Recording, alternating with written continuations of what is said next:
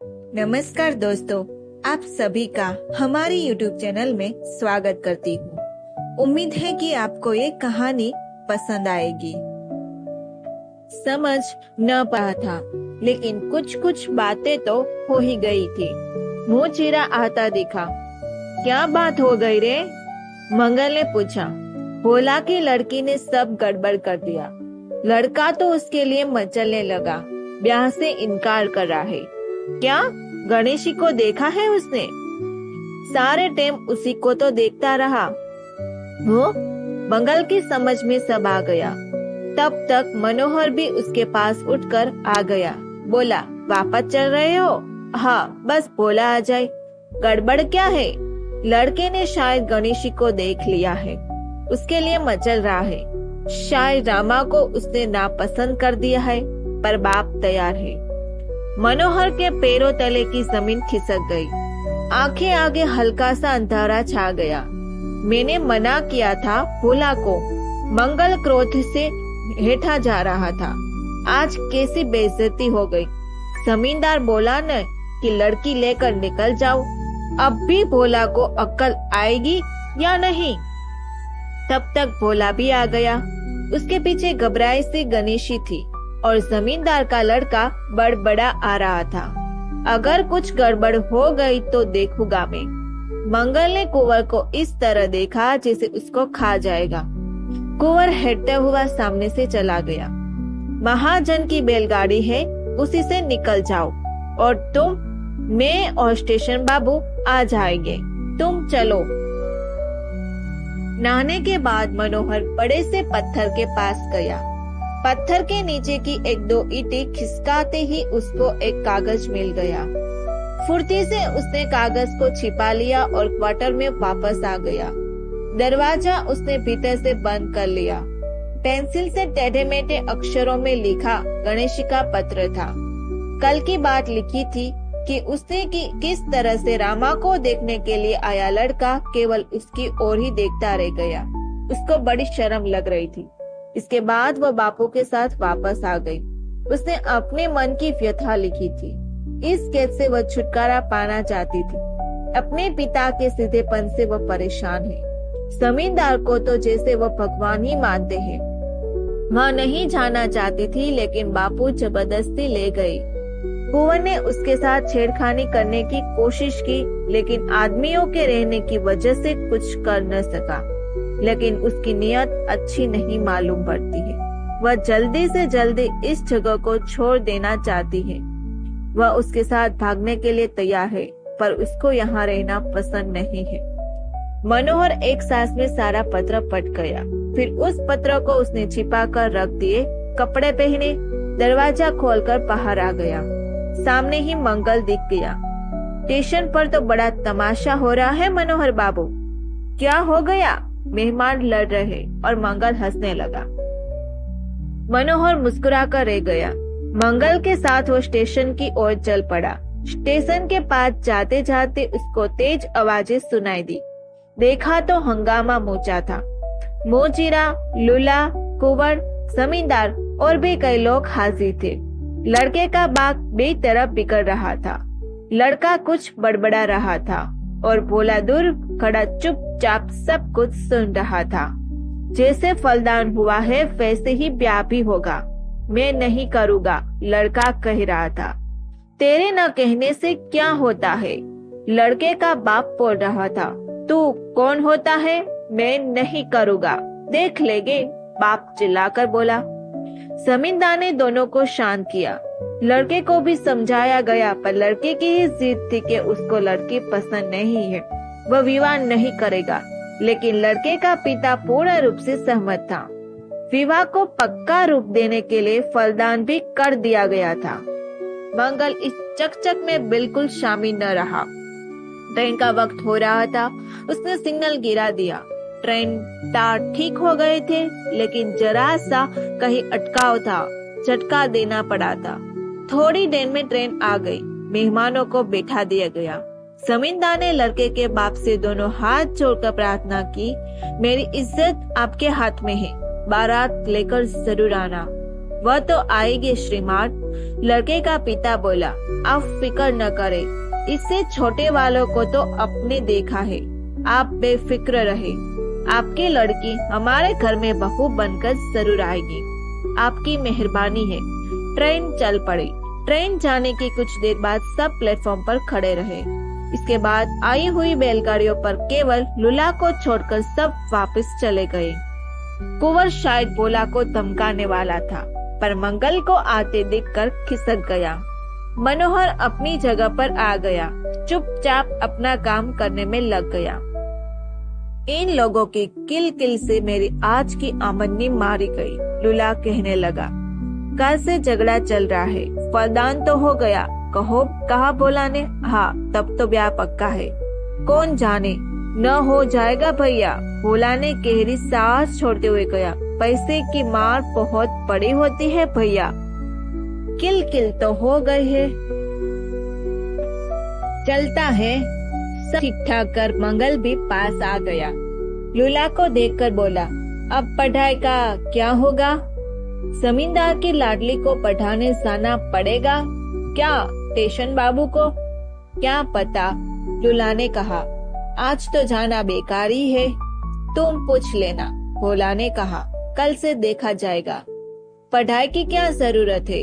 मंगल ने व्यंग से कहा। सब तो सीखी है, लूला ने कहा। सीख तो उसने सब लिया है, जिसके पाले पड़ी है उसका तो नाम हो जाएगा। कुल खानदान ही ऐसा है। लेकिन देखो भगवान कैसा दंड दे रहा है, मंगल ने कहा। सब पापों की सजाई यही मिल जाती है। भोला से न रह गया, के उठा। रामायण खत्म हो गई ही या चलेगी? तुम्हें क्या हो गया है? बस हो गया ना, मंगल हंसने लगा। पता नहीं तुमको क्या कैसा कर दिया है, जमींदारी की वो तो तुम्हारे लिए बिल्कुल देवता है। भोला सिर झुकाकर रह गया।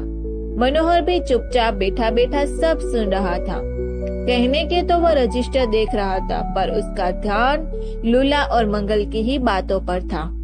लूला कहने लगा, लेकिन सरकार का पूरा खानदान सबके सब भोला पर गुस्साए है। गुस्साए रहने दो, क्या कर लेंगे? कोई उनका कर्जा खाया है? मंगल ने हटकर कहा। चलो बाबू, कहीं से दो पैसे मिले, एक दो गाँव देखे, और लूला चला गया। भोला कुछ देर तक मौन रहा, फिर बोल उठा, चलो मनोहर बाबू। मनोहर उठ गया, मंगल भी साथ हो गया। तीनों चुपचाप चलते रहे। अभी क्वार्टर के पास पहुँचे भी नहीं कि मुंह चिरा आता दिख पड़ा। सीधे मनोहर के पास आकर रुका। बोला, आज पढ़ाएंगे नहीं स्टेशन बाबू? अब पढ़ाकर क्या होगा? मंगल बोला। सरकार ने पढ़ाने के लिए याद किया है, उसने बतलाया। कह देना आते हैं। मनोहर की तरफ से भोला ने जवाब दे दिया। अच्छा, मुंह चिरा चला गया।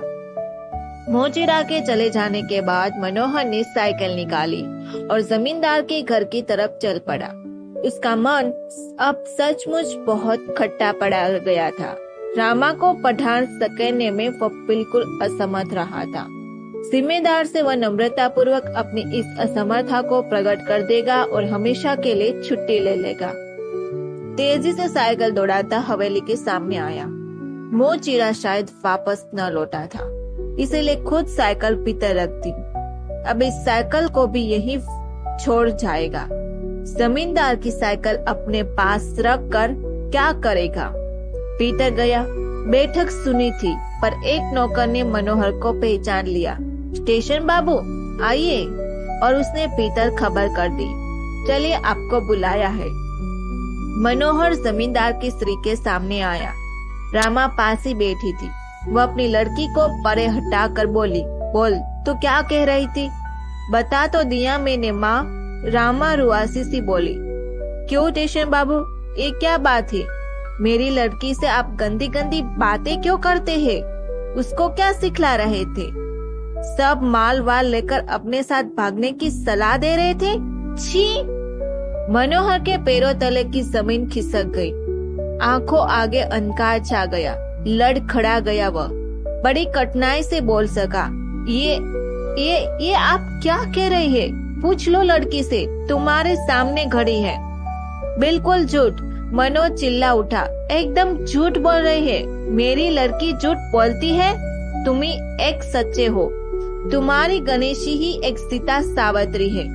उस नमक हराम भोला ने इशारों पर तुम हमारे खानदान की इज्जत पर हाथ डालना चाहते थे। बिल्कुल झूठ है। पूछो लड़की से, सवेरे से रो रही है, अन्न का दाना नहीं खाया, रो रो कर तुम्हारी करतूत बता रही है। अभी उस रोज अम्मा इसे मेरा हाथ पकड़ कर खींचा था, वो तो तुम आ गई कि मैं बच गई, नहीं तो न जाने क्या कर डालता। रामा ने रुआसे स्वर में कहा। सुन लिया? थू है तेरे पर। मनोहर का दिमाग चकरा गया। उसको लगा कि गश खाकर वह गिर जाएगा। मनोहर थर थर कांपने लगा। रामा की ओर देखने ही उसकी आंखें फट गई थी। मैंने सब सुन लिया है। जमींदार बाहर निकले, शायद वह पहले से ही वहीं खड़े थे। रामा देखते ही भाग गए। जमींदार आगे बढ़े, ऐसा खींचकर झापड़ मनोहर के चेहरे पर मारा ही कि वह लड़खड़ाकर गिर गया। फिर वह खींचकर बोला, इस कुत्ते को उठाकर ले चलो। 2-3 आदमी मनोहर को एक कोठरी में घसीट कर ले गए। मनोहर को कुछ होश था।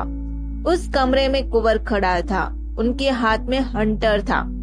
मनोहर को घसीट कर केस जैसे ही अंदर लाया गया, उसने बेतहाशा हंटर मारना शुरू कर दिया।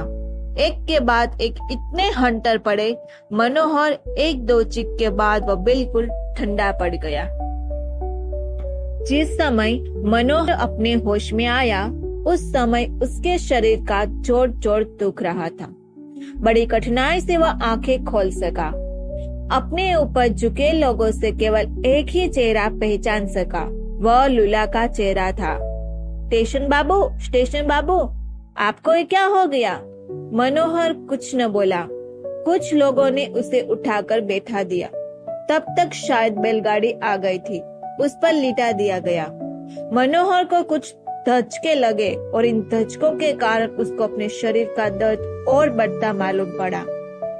ठीक तो वह न देख सका और न समझ सका, पर गणेशी की एक चीख उसको सुनाई पड़ी। इसके बाद कुछ लोग उसको घर के भीतर ले गए, उसको बिस्तर पर लिटा दिया और उसने पहले से कुछ आराम महसूस किया। धीरे धीरे उसकी चेतना और सहन शक्ति वापस लौटी। सब कुछ उसको याद आया। करहा कर बोला, मैं घर जाऊंगा। बोला, छुट्टी की दरखास्त दे दो, मैं घर लौट जाऊंगा। आप ठीक हो जाओगे टीचर बाबू? ओह नहीं। और मनोहर को ऐसा लग रहा था कि वह डूब कर मर जाए। अब तक तो उसकी बदनामी सब तक फैल गई होगी और मुंह दिखलाने लायक नहीं रह गया है। इस गांव में, इस स्टेशन पर वह 1 मिनट नहीं रह सकता है। उफ, रामा वही लड़की है या पिशाचनी? बेटा छटपटाने लगा मनोहर बाबू, हाँ, आप इतना घबराते क्यों हो? ठीक हो जाएंगे। पता नहीं कौन थे वो लोग। वो तो लूला ने देख लिया कि साइकिल एक तरफ पड़ी है और स्टेशन बाबू एक तरफ सन्नाटे में पड़े हैं। पता नहीं कौन लोग मारपीट कर भाग गए थे, बदमाश रहे होंगे। स्टेशन बाबू के हाथ में घड़ी भी नहीं थी, जेब में पैसे भी नहीं। वह तो लूला की नजर पड़ गई, वरना उस बियावन में न जाने कब तक पड़े रहना। वह तो लूला हम सबको ले गया। कौन थे निर्दयी? क्या पता। स्टेशन बाबू से तो पता लगा सकते हैं। मनोहर बड़ी कठिनाई से करवट बदल सका। सहारा मिलने पर ही वह ऐसा कर सका। बड़ा मारा है जी, पीठ फट गई है। शायद वेद या हंटर से मारा है। जरूर 2-4 लोग रहे होंगे। बड़ी कठिन सा से मनोहर आंखें खोल सका। अपने हाथ, पैरों और पीठ पर उसने हल्दी के लेप का अनुभव किया। बोला, बिल्कुल पास बैठा था। कौन लोग थे बाबू? लगती है आप साइकिल पर जा रहे होगे, तभी आपको रोका होगा और मारपीट कर भाग गए होगे। क्या पता। मनोहर कांपने लगा। मनोहर जाने कब तक चुस्त सा पड़ गया। इतना होश उसके बराबर बना रहा कि उसकी सेवा बराबर की जा रही थी। हल्दी डालकर उसको गरम गरम दूध पिलाया गया, लेप लगाया गया, दवा दी गई, पानी दिया गया, उसको पंखा किया जा रहा था। आसपास उसको 1-2 घड़ी हिचकिचाहटों की आवाज बराबर सुनाई पड़ी रही थी। लगातार सेवा और उपचार के कारण उसकी शक्ति धीरे धीरे लौटने लगी और उसने आंखें खोल दी। सामने ही गणेशी खड़ी दिखी। उसका चेहरा बिल्कुल उतर गया था, आंखें डबडबाई हुई थी। मनोहर कुछ पल देखता रह गया। गणेश जी की आंखों से एक बूंद आंसू टपका और वह उसके सामने से हट गई। अब तो जी हल्का है ना मनोहर बाबू, आप आराम करिए। आपकी तरफ से हमने छुट्टी की दरखास्त भिजवाई है। अच्छा, आप बेफिक्र रहिए, सब ठीक हो जाएगा। टेंशन का कोई काम गड़बड़ भी नहीं होगा, हम लोग देख रहे हैं। मनोहर चुप रह गया। अपनों को वह धीरे धीरे बटोरता जा रहा था। जमींदार के घर वालों को छोड़कर वह बात किसी और को नहीं मालूम। यही उसके लिए एक वरदान था, वरना इस समय उसकी न जाने क्या हालत होती। बड़ी देर बाद उसको ऐसा लगा कि जैसे कोई उसके हाथ को अपने हाथ में लिए सहला रहा है। मनोहर ने आंखें खोली। वह गणेश जी थी, उसकी खाट के बीच बैठी उसका हाथ अपने हाथों से सहला रही थी। तुम्हें क्या हो गया बाबू? मनोहर एकदम उसको देखता रह गया। गणेश जी का चेहरा आंसू से गीला था। बताओ ना। मनोहर ने हथेली से उसके आंसू पोंछ दिए। बाबू? मनोहर एकदम देखता रह गया। गणेश जी ने उसका हाथ कस कर पकड़ कर रखा था। बोली, ये सब क्या हो गया बाबू? कैसे हो गया? मनोहर ने आंख बंद कर ली। बोल न सका कुछ, उसका गला रूंध गया था। गणेश जी उसकी ओर पास खिसक आई। बोली, मुझको यहाँ बड़ा डर लगता है बाबू। अब तो तुम अपने घर जाओगे और मेरे को छोड़ जाओगी। मनोहर चुप ही था। बोलो बाबू, साथ ले चलोगे? पता नहीं क्या हो जाए इधर। मनोहर ने गणेश जी का हाथ मजबूती से पकड़ लिया। उसके बाद भी वह कुछ न बोल सका। गणेश जी ने अपना हाथ खींच लिया और धीरे धीरे उसके बालों को सहलाने लगी। मनोहर चुपचाप उसकी ओर देखता रह गया। गणेश जी यहाँ भयभीत थे, उसको डर लगता है। शायद उसका भय ठीक है। बहुत कुछ बातें हो सकती है जिनको वह बतलाना नहीं चाहती हो। सरमाएदार का पाप भी पुण्य कहलाता है। उसका हर काम श्रद्धा की दृष्टि से देखा जाता है। सरमाएदार की पंख भी टूट जाता है तो भी वह पूजा जाता है। उसके खिलाफ कौन सिर उठा सकता है? अगर वह किसी का भी बुरा भी कतो करता है तो वह एक एहसान माना जाता है। मनोहर ने करवट बदली। मुझे छोड़कर चले मत जाना बाबू। और एक लंबी सिसकी छोड़कर गणेश उसके पास से उठ गई। भोला ने ट्रेन के कागजात देखे। बोला, मनोहर बाबू, शायद आपकी छुट्टियां मंजूर हो गई है। कितने दिन का लिखा था? 15 रोज। सब लिखकर भेज दिया था कि ऐसा ऐसा हो गया है। मनोहर ने वह कागज ले लिया। फिर वह चुपचाप अपने काम में लग गया। जानता था उसकी छुट्टी मंजूर हो जाएगी। वह घर जाना भी चाहता था। कब जाएगा? कल सोच रहा हूँ। मंगल बोला, आपके साथ शहर तक मैं भी चलूंगा। आपका घर देख लूंगा। यहाँ कौन देखेगा? भोला ने पूछा। मैं उसी दिन लौट आऊंगा। कुछ सामान भी लेना है, मंगल ने कहा। अच्छा। भोला अपने काम में लग रहा। मनोहर को कुछ आराम मिल गया था। थोड़ी सी कमजोरी रह गई थी। चेहरा तो फीका पड़ गया था। जब जब उसको रामा का ख्याल आता तो वह घबरा सा जाता था। उसको बड़ा डर सा लगने लगा था। वैसे कुंवर से उसका सामना न हुआ था, पर इतना जरूर था कि वह बेहद भय से डर गया था।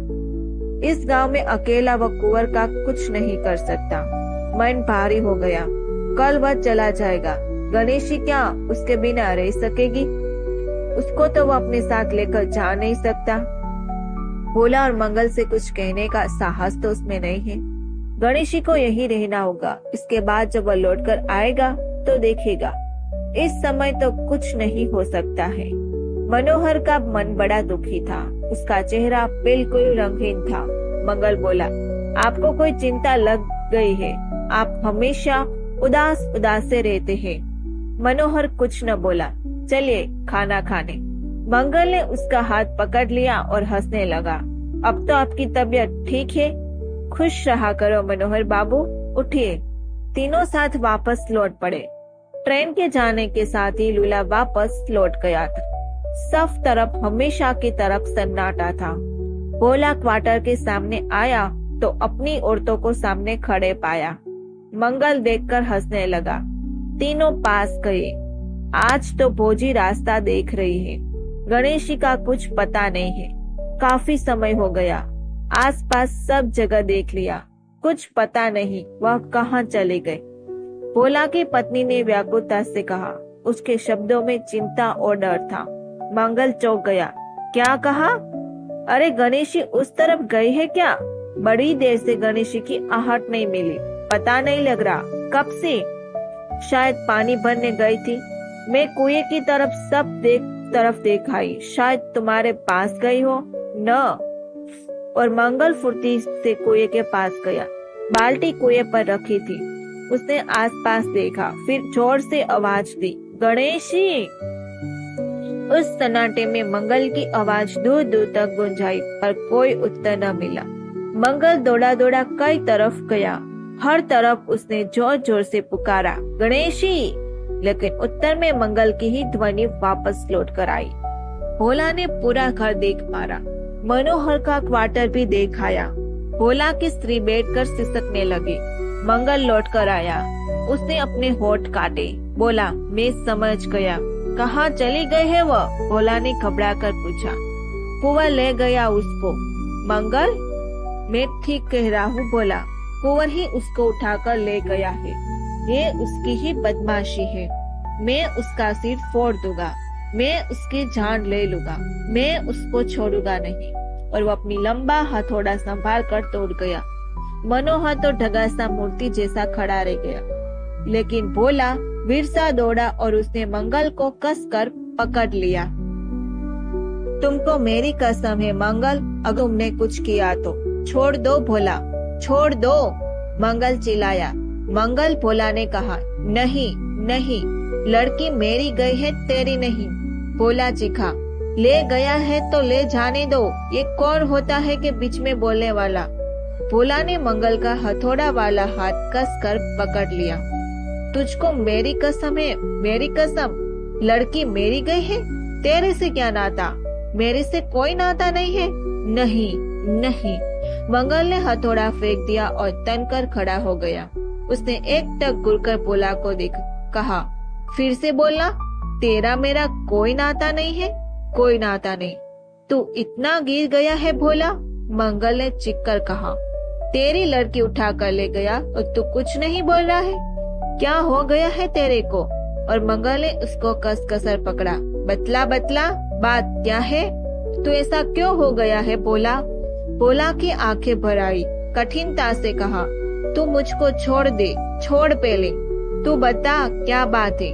बात कुछ नहीं, भोला ने कहा। मेरी लड़की ले गया, ले जाने दे, बस सुख से रहेगी। पापी, मंगल ने उसका हाथ झटक दिया। हाँ, मैंने जो पाप किया है मंगल, उसका फल मुझको मिलना ही चाहिए, मिलना ही चाहिए मंगल। ये तो केवल एक आंसू पाप का है। अभी तो मुझे फुट फुट कर रोना है, रोने दे मंगल। और मंगल का चेहरे देखते देखते आंसुओं से भर गया। मंगल आंखें फाड़कर देखता रह गया। मनोहर भी तब तक पास आ गया। वह तो हक्का बक्का था, समझ न पा रहा था कि उसको क्या करना चाहिए। भीतर ही भीतर वह खोल रहा था, लेकिन भोला मंगल के रहते वह क्या कर सकता था। गणेशी का भय सच निकला। गणेशी जो कहती थी ठीक निकला। बेचारी गणेशी, तो तेरी लड़की जाने दे, जाने दो, भोला ने चिल्लाकर कहा। लेकिन मनोहर बोला, इसको कैसे बर्दाश्त किया जा सकता है? चलो बाबू। मंगल ने मनोहर को धक्का दिया। कुछ बाप ऐसे भी होते हैं जो अपनी लड़की को पापिन बना देते हैं। जहाँ ऐसे पापी लोग रहते हैं वहाँ अपने क्यों रहे? मैं भी आपके साथ चलूंगा। लेकिन मंगल लौट सके इसके पहले ही लूला दौड़ा गया। वह बेतहा हाँफ रहा था उधर उधर। उसने एक और इशारा किया, गणेशी, कुंवर, जल्दी। लूला ने जिस और इशारा किया था उसी ओर मंगल दौड़ा गया। मनोहर भी उसके पीछे दौड़ा। लूला ने भी साथ दिया। भोला ने कुछ क्षण बाद होश में आया कि क्या ये बात हो गई है। वह भी दोनों के पीछे दौड़ने लगा। सब दौड़ते हुए एक सुनी जगह पर रुके। गणेशी और कुंवर छीना झपटी कर रहे थे। गणेशी के कपड़े कई जगह से फट गए थे, पर वह कुंवर के चंगुल में न थी। कुंवर के पीछे से खून बह रहा था। उसके गणेशी के बाल पकड़ रखे थे और पूरी ताकत से वह उसे जमीन पर गिराने की कोशिश कर रहा था। मंगल ने देखा उसने लंबा हथौड़ा संभाला और भरपूर वार कर कुंवर पर करने ही वाला था कि पीछे से भोला टूट पड़ा। ये क्या करता है? और मंगल अलग जा गिरा। कुंवर ढेर सारे लोग देखकर घबरा गया। गणेशी हाफती हुई गिर गई। भोला ने मंगल को परे कर कुंवर का हाथ पकड़ लिया और माथे पर बहता खून पोंछकर बोला, चोट तो ज्यादा नहीं लगी गई बेटा? कुंवर पथरा गया था। फिर एकाएक वह भोला का हाथ झटक कर भाग गया। मनोहर तुरंत गणेशी के पास लपक गया और उसको होश में लाने का प्रयास कर रहा था। लूला और भोला भी पास आ गए। बिटिया, कोई घर ले चलो, भोला ने कहा। मंगल क्रोध से बेफिक्रा जा रहा था, आंखें एकदम लाल थी। उसने जमीन पर थूक कर कहा, मैं ऐसे बाप का मुंह नहीं देख सकता, उल्टे पापी के माथे का खून पोंछता है।